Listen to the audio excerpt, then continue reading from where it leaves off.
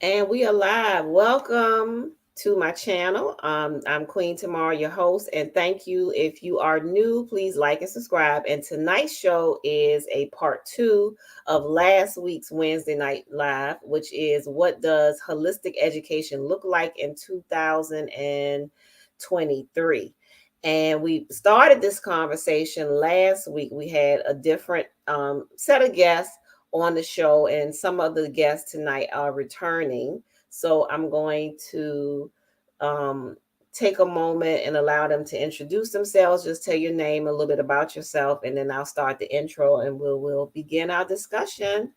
And I am Tamara. I am the founder of Astro Hill Arts Wellness Center. I'm also a yoga teacher, educator, holistic health consultant, and as a parent, I used to also work in the school system, public schools and charter schools, and I homeschooled my own youth for a few years, mostly in preparation to get them ready for school.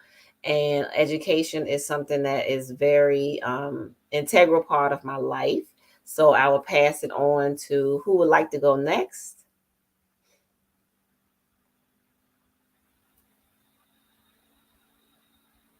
Anyone? So Zaisha, would you like to share? Just introduce yourself and a little bit about yourself.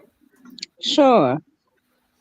Grand evening to everyone. My name is Sister Ayeshe. I have worked with children for over 40 years now. I have my own home daycare for 11 years. I currently work in Fairfax County government for a specials program as a teacher. Um, I'm on here because I am concerned about the education of our children today and where it is going and how it's affecting them. Mhm. And I thank Sister Queen Tamara for having this show because it's very important. And we need to build, we need to grow together, and we need to come and help our children and teach our own children. So I hope that everyone gets something out of this platform today. Thank you. Thank you. All right, and let's hear from Sister Shamora Shake.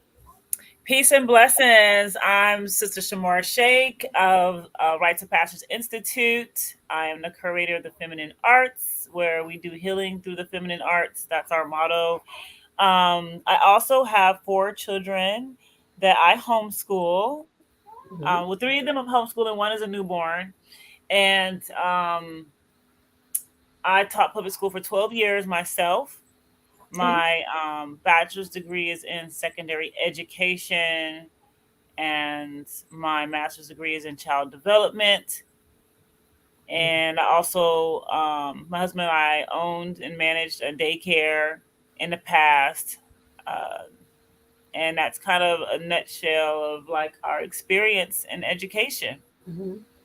Thank you so much for having me on here and being part of Thank this you. Thank you for joining us. Thank you both for joining us and sharing some of your expertise and your background. And by me knowing both of you, I know how serious you both are about education, in particular our children, and not just your own personal children, but children in general, because it takes a village, and it's very important the education of the children, because the children are very impressionable and they learn from us. They learn by watching and observing and doing, not just going into the classroom and learning from textbooks. So it's very important that we teach our own for the survival and just the overall well-being of us. So last week we started a really great conversation and discussion about holistic education, and we talked about how a lot of parents are dissatisfied with the school system. There's so many changes that are taking place, and a lot of the changes that are taking place, parents and teachers are not involved in this decision making process, and curriculum content is changing. there's a lot of policies in place that's not effective, that many parents feel, and they feel that they don't have any other options other than public or private. And then the other concern that a lot of parents have with the school system is school violence and safety. And these are just some of the reasons why parents are looking for alternatives or are choosing to homeschool. And so last week we talked a lot about um, our backgrounds in education, whether we were educators and we chose to homeschool or whatever the case may be. So we talked about a lot of that last week. And tonight I want to talk a little bit more about the decision to homeschool. And I wanted to start with Shamora. Um, what was the turning point for you? I know you shared with us last week that your eldest son started in school, but he wasn't um, having a positive experience with it. And when was the turning point when you decided, yes, I am, and yes, I can homeschool my children? I would say I always, this probably sounds really different, but I always, from the moment I was probably a child, thought I would homeschool my children. I always wanted to homeschool my children. Okay. Um, and so that's part of the reason why I went to school for education. It was that I wanted to be able to educate my own children. Now, Mm-hmm. when I did have my first son, and it came about that he was on the spectrum for autism, Mm-hmm. I was a little intimidated by that. So I did put him in school in the beginning, but then I soon realized, and I actually went back to school and took classes in teaching people on the spectrum, and that helped me regain my confidence. And then then I pulled him out and I started homeschooling him. So I say that was probably just something I really felt passionate about from the beginning. Mm-hmm. But then again, teaching myself, before I even had children, teaching in public school for 12 years really taught me a lot about, even in the private schools I taught in, how basically, I mean, it was just so much teaching to the test. And it was just so much Yes. that I just was like, this is not doing any service to the children, to the students here. Mm-hmm. So seeing a lot of that in the system and seeing a lot of like just the bullying and the dangers and Mm-hmm. all of that kind of just reinforced my thoughts and my feelings toward homeschooling. So when my own children came, it really just felt like the natural thing to do. And my husband the same way, like he was 100% on board, you know, especially based off of his own personal experience in the school system. So that we both came together and it was just like, yeah, we're doing this. So I would say Mm-hmm. that's how I came to the decision. Okay. And how long have you been homeschooling? I have been homeschooling for 15 years. 15 years. Okay, that's excellent. Are you satisfied with the results? Absolutely. Mm-hmm. I think Okay. it's a unique family. I think that every family develops their own unique family culture. And I don't think we could have done that without homeschooling. And just, I mean, I love my children and I love their minds and their brains. And I'm learning as much from them as they're learning from me and from Mm-hmm. the experiences that we put them in. And I would say that what's been the most amazing part of homeschooling is all of the different. We Mm-hmm. hire in tutors and teachers for our children, and they're part of a lot of extracurricular activities too. And Okay. we have been so blessed with like the teachers that my children have, Mm-hmm. the tutors that they have, young Black men in a community that are teaching my children, and Black women as well, Indigenous men and women, and those connections that have been years long that they've had been with these teachers in their Mm-hmm. community for years long. That has been, I feel like, the most amazing experience in this for them and for me to watch that Oh, bond. good. Yeah. Okay, so you do have like a homeschool partnership with others, or like a cooperative, or It's not a co-op. I just it's not. hire in tutors for my children and I Okay, put them you in have tutors. activities. Yeah. Okay. Okay, so the tutors just help supplement or um teach specific subjects, or both. Yeah, so both. both, because I mean, I think another thing that parents need to realize, a lot of parents are saying how they didn't feel prepared, or that they didn't feel like they were had the adequate background or whatever, or it was over. The thing is, you don't have to do it all yourself. Like, you Oh, can okay. hire in, you can get a tutor that comes every week. You can, um, yeah, there's so much to tap into Mhm. on a private level. You could definitely make it happen, and it's not all on you as a parent.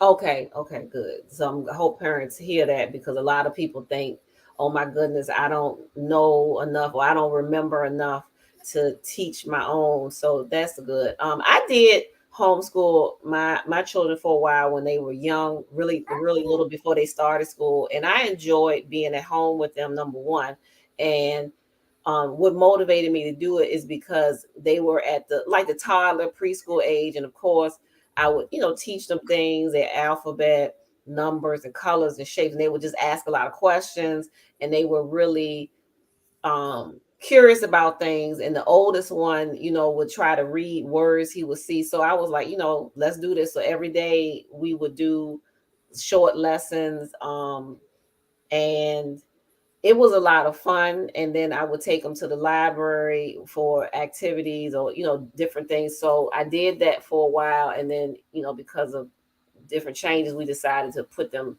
in school. But I wish I had done it longer because I see the results of other people's children who are homeschooled.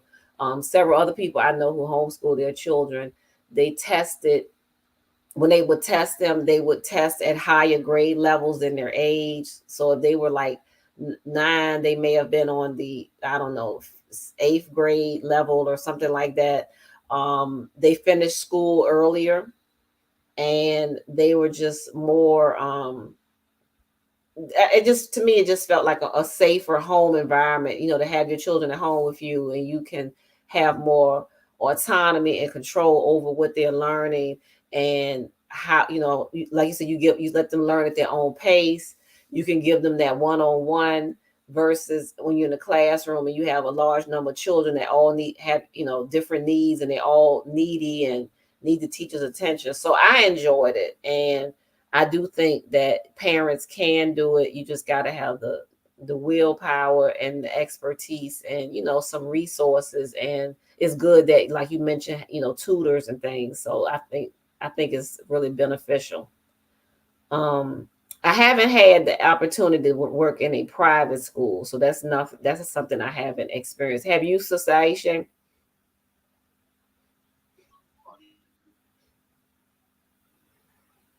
Oh, you still on mute?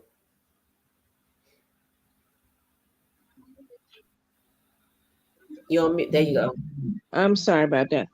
No No, I problem. haven't. The closest to private that I worked was like for the Child Development Center downtown DC. I don't even know Mhm. if you would consider that private, but it was its own entity. So yeah, Yeah. that's the only thing. I've never really done like labeled private school. Mhm. Okay. Um, this question is to both of you. Why do you think it is critical that we have our own school or continue, homeschooling?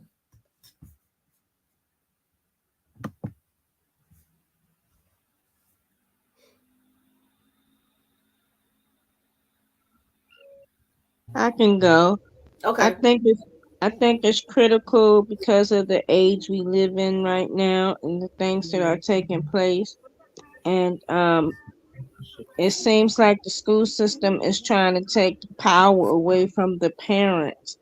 Mhm. Um, a lot of times now, when the parents even come to the school, they have to go through so much before they can even see their children. Sometimes they won't even let them go to the class to observe their children.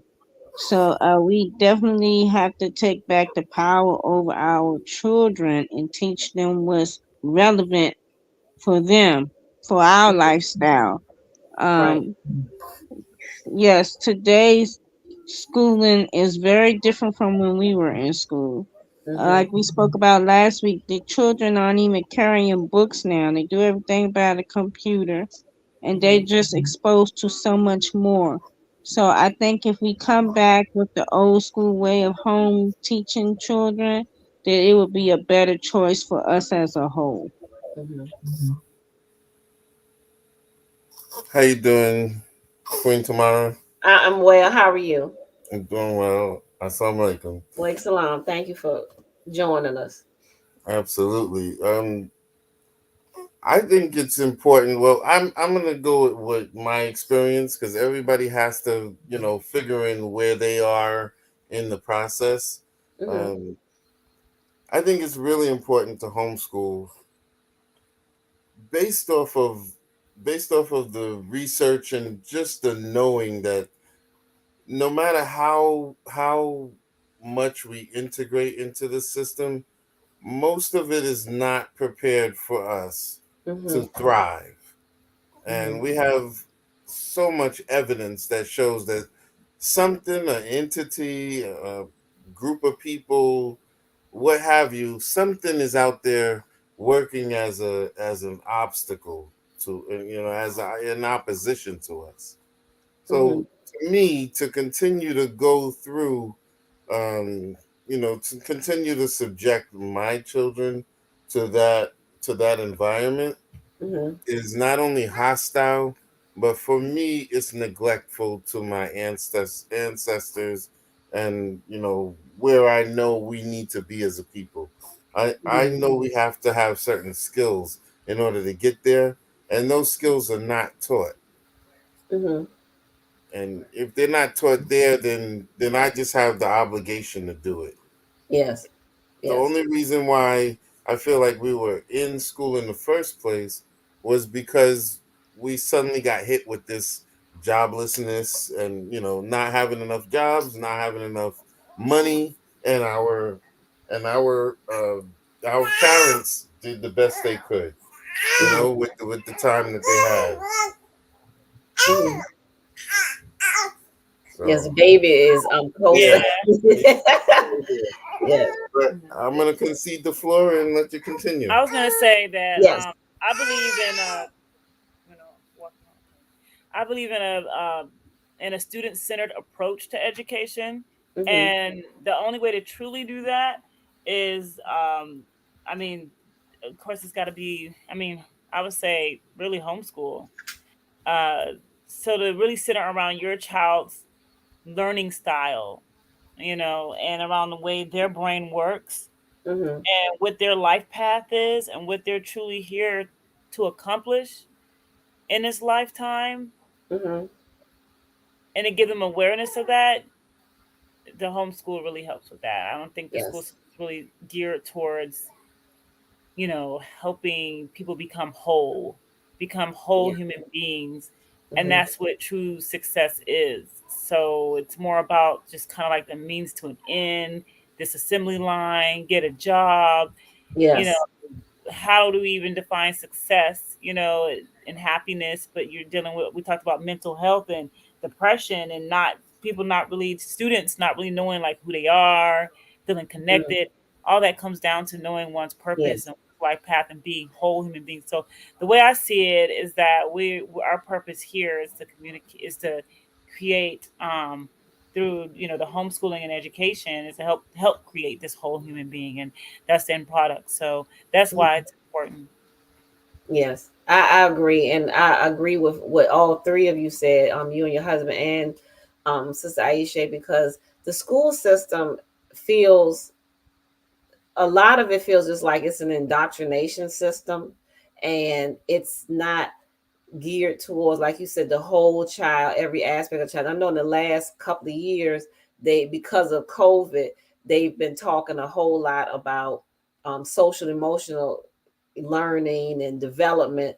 But prior to that, not a lot or enough was done for the social emotional development of children. And it's not until there's some kind of crisis that they decide, let's focus more on it, and put more funding into teaching this. And it's the system is just not child centered enough. And a lot of parents who want child centered approaches, they either end up homeschooling or choosing, something different like Montessori or some other system or private school system. Um, the overcrowding in school in the public schools is another big issue that I took issue with when I was teaching, because I felt that the children are not getting enough um, one-on-one that they need at times when the classrooms are overcrowded. There's not enough adults in the rooms in some schools, and the children, it's just not enough attention or given to them. I know they do small group instruction and things like that, but still, that there's still a lot of children that need additional help and additional, one-to-one attention. And sometimes all children don't learn. Every child learns differently, and small group instruction is great, and then whole group is great as well, but some people need the small setting, more less distractions. And then when I worked with special ed, a lot of times they put those classrooms were smaller because those students needed, more one-to-one attention or fewer distractions, and they got a lot of different accommodations. But in the general, education, there's not a lot of accommodations given to children that may need them. And you shouldn't just have accommodations just because you have an IEP. What if there's other things that you need, want, to differentiate for you? Why can't other all children have that? But when you have so many and so few staff, this is the sacrifice that's, I think, is end up being made. And it's not conducive for a lot of children. And then the cultural differences. The public school is a reflection of the society, and if your culture, your home culture, is different, um, even radically different for some of us from the dominant culture, there's going to be a lot of culture clash with our children when they start school, because I noticed mine went through that. Some of you all's children may have gone through that as well. And it's so many differences, and they're not always celebrated or acknowledged or included in the mainstream school system. And so oftentimes you will have to find some alternatives, or like many of us have done when our children come home, we have to re-educate them and teach them, something different, a supplement what they're not getting at school. So I agree with all of you when it comes to, it's very important that we have to educate our own children. Um,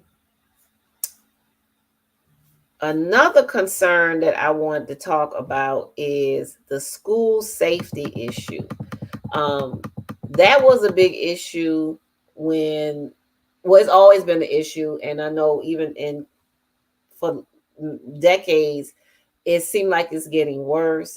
Schools have a lot of violence in the form of bullies.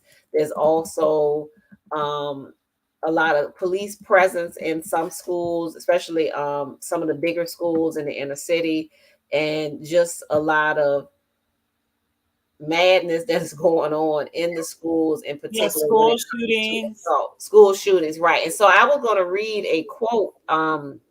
There have been 783 shootings with deaths or injuries at elementary and secondary schools in the country since 2000. And that's the number of shootings. That's not the number of people that got injured. Because in some of these incidents, there were multiple injuries, multiple fatalities. And this was from the Center for Homeland Defense and Security, and it keeps maintains a collection of metrics on this incidents. And the area, well, it doesn't matter where you live in the country, there's so many of these incidents. Even in small cities, small schools are going through it, rural schools, it's just everywhere. It's not just the big inner city schools, it's happening everywhere. So that's another reason that a lot of parents are concerned, and teachers should be too, because I know in the school system, the last school that I worked in, the Prince George County Public Schools, we had a lot of drills to prepare for certain things.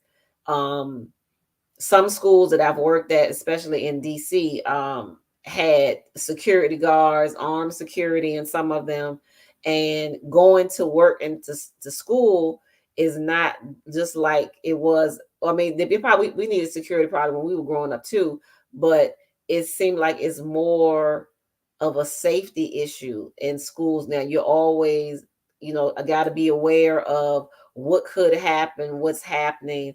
In the area that I live in, the last school year, I know this new year has just began, but the last school year, there was so many shootings and stabbing incidents at school, students getting hurt on the bus, students being, injured outside of school, as well as teachers as well. And so safety was a big concern of mine. Do you all want to speak on that issue?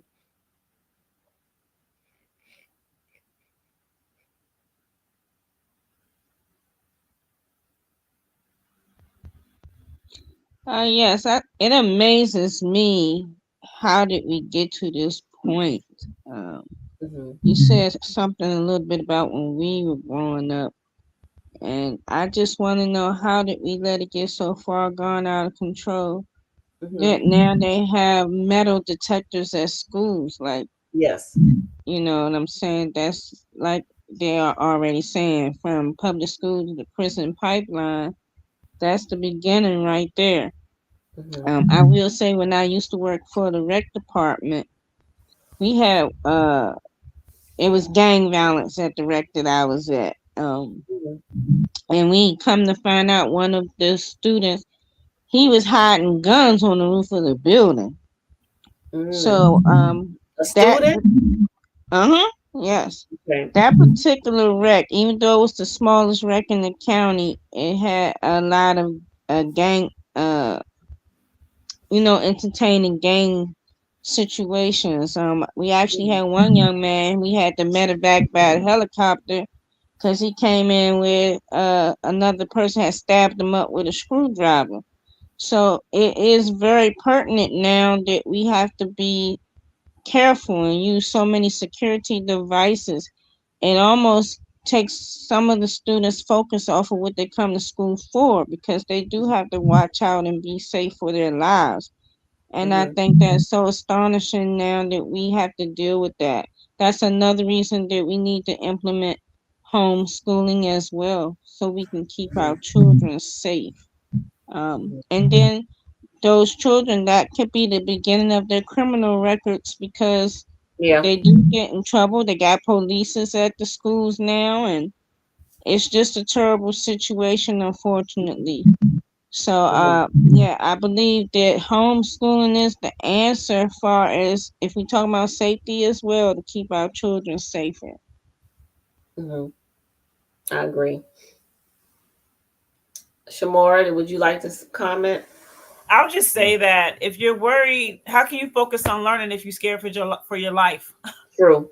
If you're looking over your shoulder, if you're worried about a bully, or it's more, or you're worried about who has a gun at school today, or getting shot, Mhm. or this. I mean, I've heard of incidents. I have friends that I know personally. Things have happened to their children, like for example, them being slipped drugs. Like one of my friends, her daughter was at lunch and they slipped something into her drink, and this is middle school, and Mhm. she had a seizure and had to be rushed to the emergency room, and she became a Mhm. vegetable. And I Oh know my two God. parents that's happened to. Another one was her son. He ended up in the ER. He thought that it was candy. In this case, I guess it was in the form of a gummy or something, but he also flatlined and got really sick from that and had to work back through therapy to get back healthy. So it's bullies, it's your life. As you're a child, you're a student, and you're going to this place every single day where these things happen to you. And it's also a lot of psychological abuse because of Yeah. the internet, because of social media. So children bully each other Yes. through, which is a whole nother, you know, that we never had to experience that. This our generation, Mhm. and it's just that's a whole nother level of like psychological pressures and abuse that you go through when you log in and everybody in the school sees this photo of you or this video of you or is watching you get whatever, or Yeah. sees a picture of you naked, whatever it may be, so there's so many. I think the bottom line is just, how can you focus on learning, which I guess there must be some type of way, because these children somehow they are learning stuff, they are learning. They Mm-hmm. are learning, even despite being in this hostile environment. They are. So, I mean, I don't know if it's the best learning, but if you're talking about, like I said again, happiness, success, life path, being a whole person, it's one thing to learn something, but to really like be centered in yourself and confident. Mm-hmm. I think we need to take the conversation beyond just learning, because we want Mm-hmm. for our children more than just learning. We want, Yeah. if we just want learning, like, sure, yeah, this system is probably okay, because evidently people are learning and getting degrees in this system. Mm-hmm. Not everybody, but I mean, can you, it's good enough, right? Right. You want exceptional humans, and you want to raise, human beings that have a sense of humanity and have a sense of centeredness within themselves, and are, yeah, bringing their gifts, and actualizing their gifts that they're born into this life with. Then no, that does not develop. Very rare. It's very difficult. I won't say it's not going to develop, but I'll say it's very difficult for that to develop in that type of environment. Mm-hmm. I have to agree.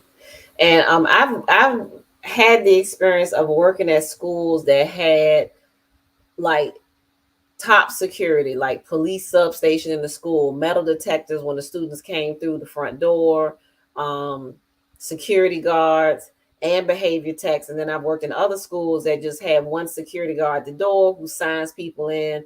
Is not very aggressive, not very present on every door or whatever. And whenever something would happen, whether it was a fight or some other kind of altercation or some kind of danger, the first thing parents in the community say it was, where is security? Why didn't the school have, the doors locked? Why didn't they do this? Why didn't they do that? And so um, it's kind of imperative now that you have something in place because of the incidents. And then, there were fights and incidents when I was growing up. It was a lot. And I think things are worse now, and the social media is a part of it, because people are filming stuff and sharing it. But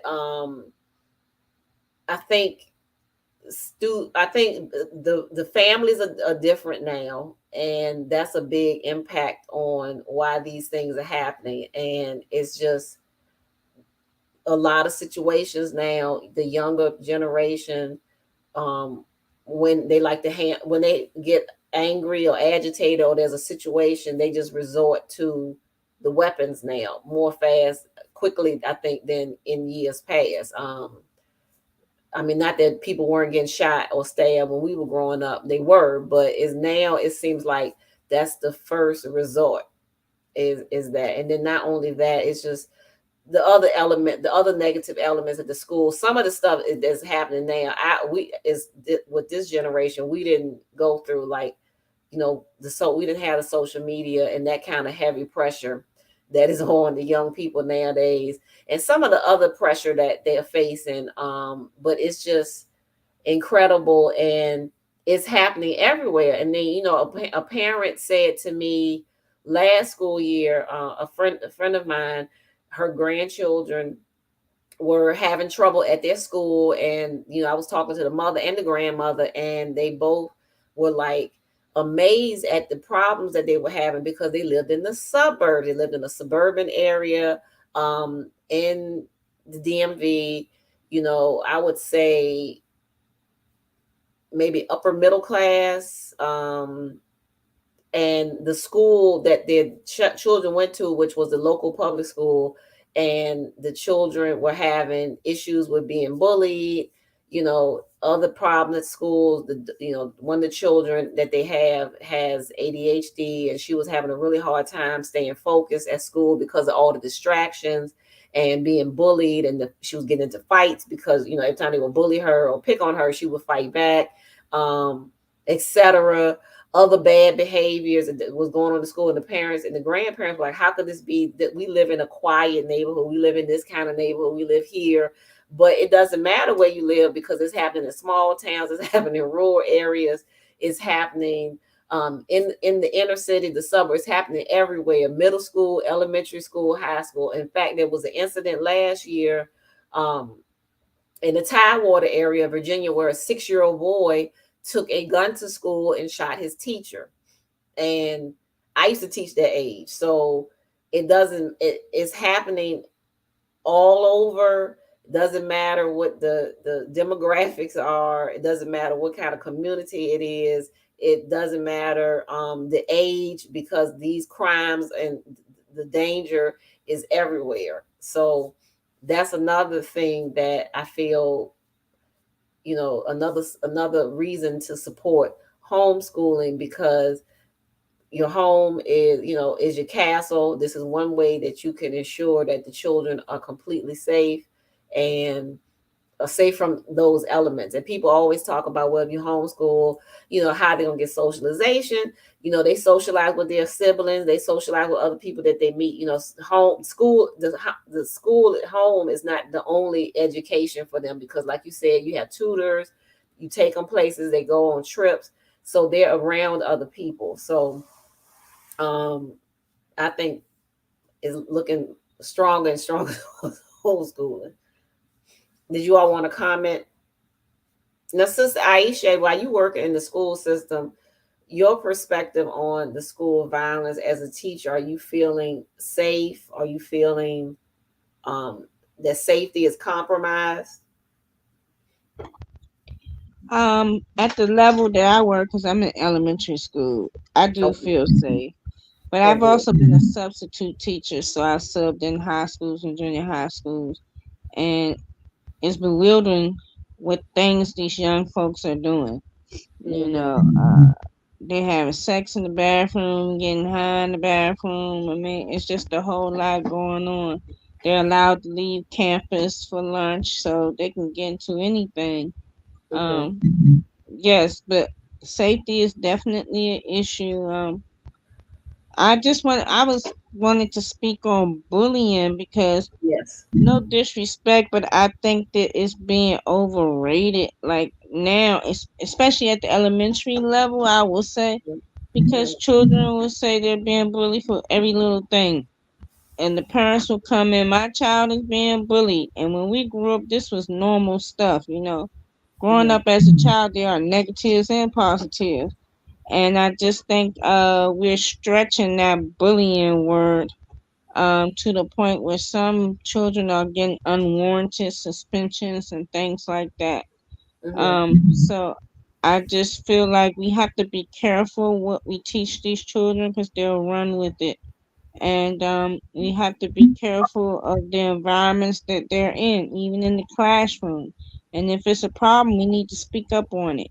Um, the school I'm at is a high tech learning school, and so the children are allowed to lie on the floor and do all these other sorts of things that we wouldn't allow.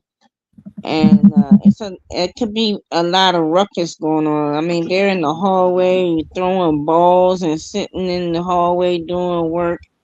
It's kind of unrealistic to me. So yes, in that manner, I think they're gonna be set up. In the real world, you're not gonna be able to just do whatever you want, and in the real world, you're not gonna be able to say what you want to others. So that could be another dynamic where violence could come in. As far as dealing with school age children. But that's enough said. Yes, I do think, especially at the high school level, I'm sure those teachers feel unsafe. I heard at Suitland High School, uh, where, and I hate to speak on it, but where they were homosexual gangs that would jump teachers after school, and that was so disturbing to me. But the gangs violence. of students. I'm sorry, what you say? You said gangs of students jumping teachers. Gangs of students, they would jump teachers. Yes, that was very alarming to me. So, again, here we are in this age of time where there's so many things that are being accepted, but at the same time, we don't have the real means to deal with it. It's so far gone. Things are just out of control. So, Mm-hmm, let us pray that we can get some balance once again, especially mm-hmm. amongst our own communities. Yes, yes. All right. Another concern is I want to talk about tonight too is um, as a former educator, we were required to have advanced degrees, and some of us are the most educated professionals. There was constant and professional development, and rigorous training. And despite all the training and all the education, we're still some of the lowest paid professionals. And why do you think that is?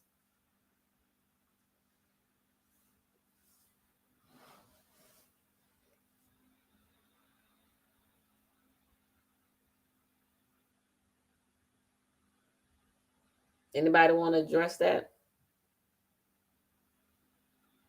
Okay, it's on. It's on. I think they want to make sure that there's certain positions Mm-hmm. that are gonna always rotate. They Mm, don't seem to want the professional. They don't support the teachers, from what I see. mm-hmm, Stability. And I also see them in droves in this area. I mm-hmm, got to witness them bringing in a lot of teachers from Colombia, Jamaica, Haiti, uh-huh, and some from Spain. So they're bringing in teachers from other countries to actually teach to the test and do all of the things that the teachers here are overwhelmed with and yes. not accepting the low pay. And the ones that do accept it, they're stressed out. They're badgered by their principals and Mm-hmm, and and other higher ups, and then they're not supported. So why is that? I think there's an agenda to keep the children at the level that they are. mm-hmm, And I noticed every year superintendents, they would have the low test scores, and every evidence of a failing year, but the superintendents still get a raise every year. mm, Teachers didn't. So that means the superintendents were doing the job that was intended, not the job. You would think that it was like, oh, the children have to do good, but if the scores and everything, every matrix they're using is lower than before, mm-hmm, then they're getting paid to do the job that they're doing. And if that's the case, then that means that they're expected to keep the students at a level where they're not going to have the skills that we would need leaders to have. mm-hmm, mm. That's a good answer. Aisha, did you want to comment? Um, I agree with everything he said, and it's sad because we are one of the most pertinent careers. You know what I'm saying? Yes. We are children's first experience in life. So, Mm-hmm, but I wanted to come from another perspective. That sometimes is overlooked because we so highly stressed it affects our health. yes. You know, I was in therapy with Kaiser, and I promise you, it would be a room of 20 of us in there, and maybe two people who were in the circle were not working in the educational system. The rest of us are working in the educational system, whether it be a Mm-hmm, bus driver or whatever the case may be, teacher, teacher's aide, mm-hmm, and it's affecting us mentally too. It's a yes. mental strain because, like for me, I'm not allowed to teach the way I've been gifted to teach. You Mm-hmm, know, so sometimes I feel like I'm unfulfilled. Or I'm inadequate in the position or the job site that I'm at. So yeah, it affects us for our health as well on many levels. My body is breaking down because of the strenuous. You have to be on your P's and Q's when you work with children. You can barely yes. sit down nowadays. The rooms are overcrowded, so it's really not even no room for us to relax and sit down. Mm-hmm, Everything is so rushed, and we're under pressure. So it's a sad situation with that as well. But I don't think they're gonna, at least here in the United States, I think they're gonna always keep us at a lower pay rate. I know in Mm, some other countries, teachers, they get all the benefits. Teachers are highly, looked upon. But yes. here, they have leveled us. I've even heard students say, "My parents say you're the babysitter." Mm, So they look at us like, oh, they just child care providers, even though we in the school, we're babysitting. mm-hmm. And it's terrible because we spend more time with the children than the parents do. So we should be given more respect, and we definitely should be getting given more pay to match our skills and to match what we have to do. We're more than just teachers. We become counselors. We Yes. become mediators. You know what I'm saying? We become resources.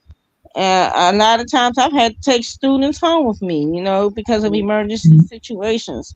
But yes, I would pray that in the future to come that they would reconsider and give us our due, the pay that we deserve.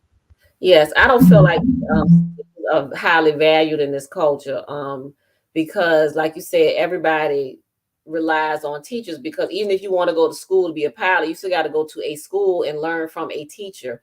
Every profession has to be taught. You whether it's vocational or whatever. If you want to be a doctor, you got to go to medical school. If you're a nurse, you got to go to nursing school.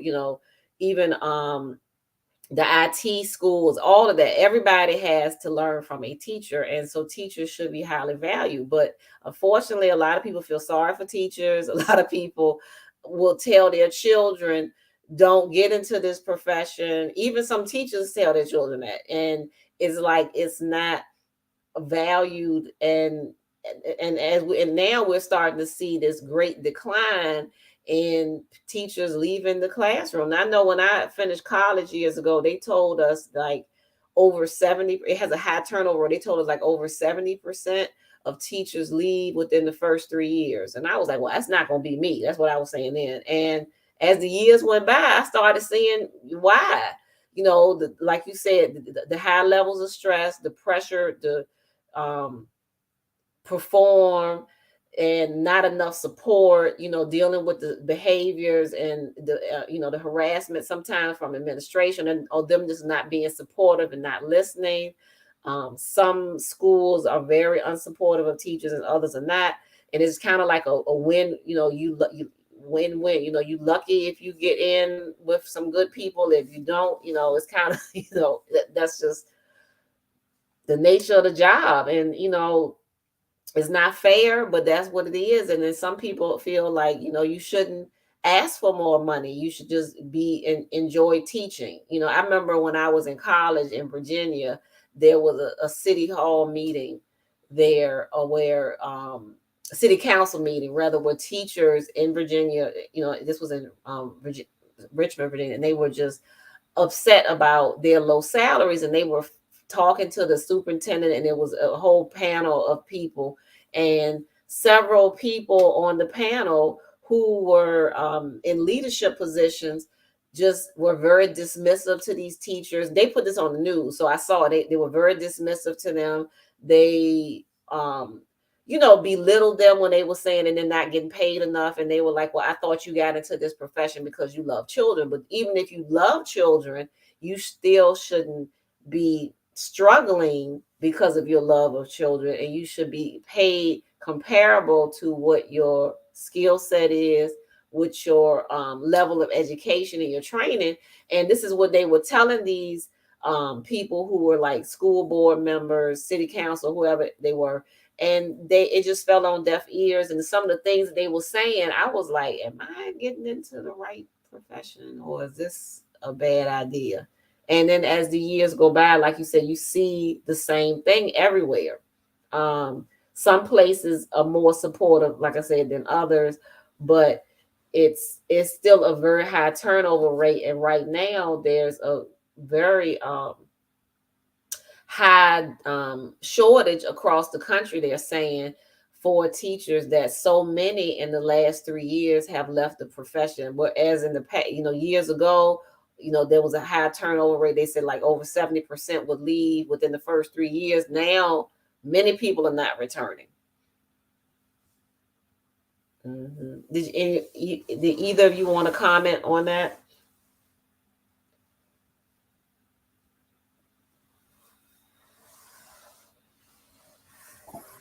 Well, I think teachers are just finding, more fulfilling and easier ways to make money. And it's so much easier now to start private schools, charter schools, or like your own Hmm. institutions and things like that where you could teach on your own terms. One thing that really rung a bell with me when Sister Aisha mentioned like feeling unfulfilled and not being able to teach on her Yes. own terms. And that totally resonates with me.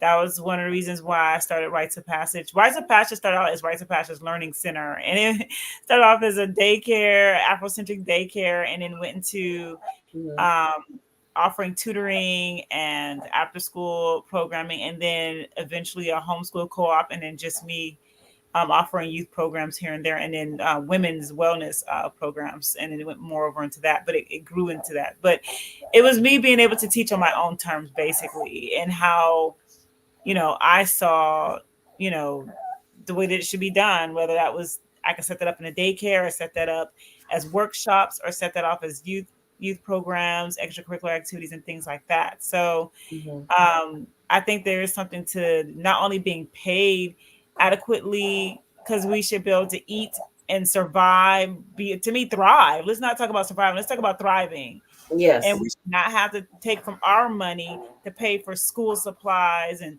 things for our lesson plans and for our classrooms. Right. We yes, we need to eat.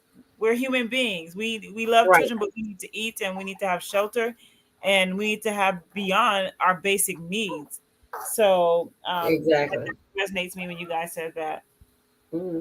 And I have to say this, that I do feel like there is a form of like sexism in it as well, in Yes. this country, historically, just because of how they feel about women. Hmm. Um, and that teaching was kind of like was a women's profession, really a woman dominated profession.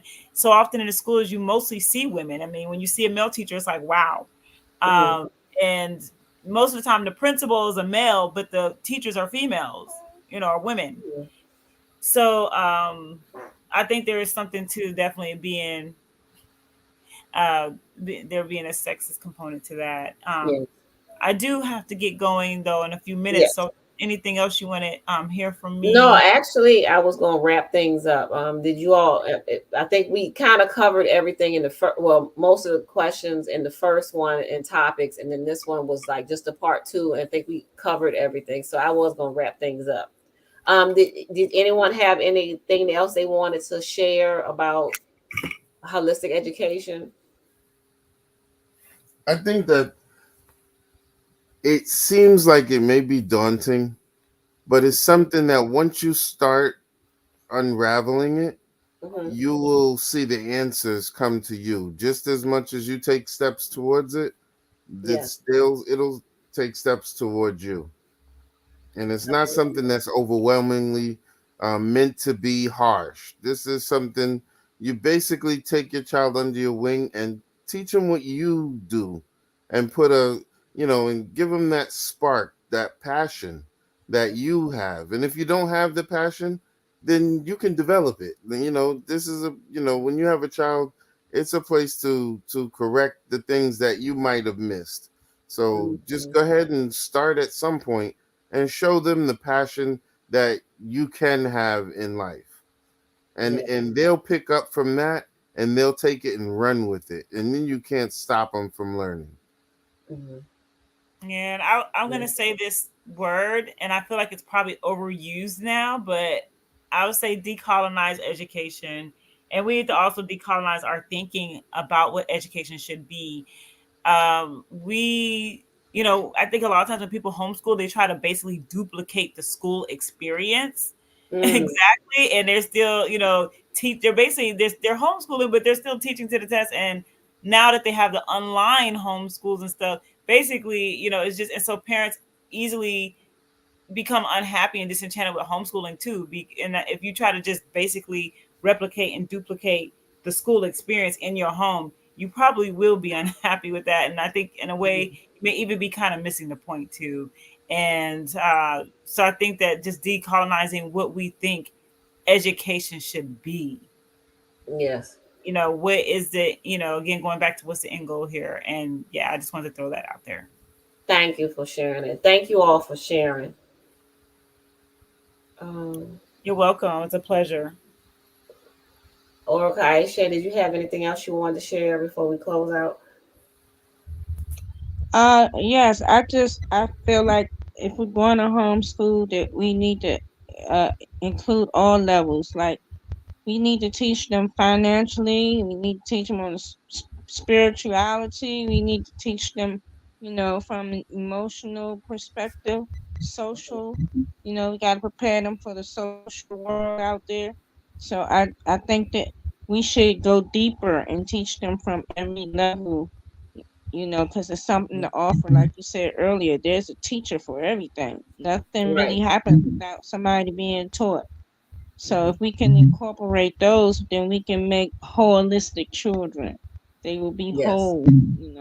Yes, And so absolutely. then we can fulfill our holistic educational system. Yes. Well, we don't Def- want to even use we don't want to use that word system. Let's mm, take that off of it. But yes, we'll have a holistic environment for our children. absolutely. Absolutely. I like the comments that both of you all made just now, especially about the decolonizing it and making it a more holistic environment and not trying to duplicate what's in the system, but make home the homeschool experience a safer, more inclusive, more balanced, a happier one. All right. Well, thank you both, all three of you, for joining us again tonight. I know it's a little late and we got families and many of us got to go to work in the morning, but thank you so much for sticking there with us and answering the questions and participating in this very important topic.